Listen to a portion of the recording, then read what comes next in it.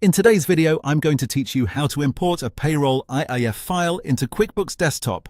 This is a very quick process, but it's important to follow each click carefully so your file imports correctly.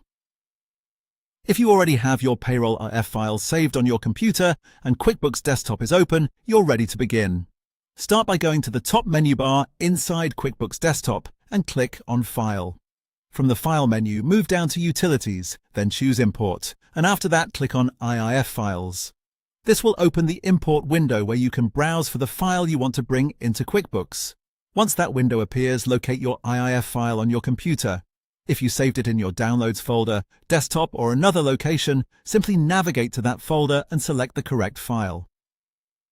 It's a good idea to double-check the file name before moving forward, especially if you have multiple payroll files saved so you import the right one.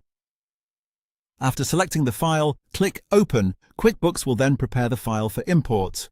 At this stage, you'll be prompted to confirm the action. Click OK to proceed with the import.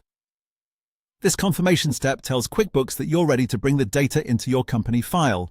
Once you click OK, QuickBooks will import the Payroll IIF file. Depending on the size of the file, this may happen almost instantly or take a few moments. During this time, avoid closing QuickBooks or interrupting the process.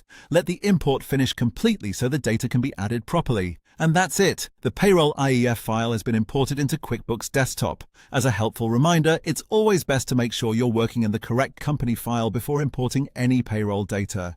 That way the information goes into the right place and you avoid cleanup later.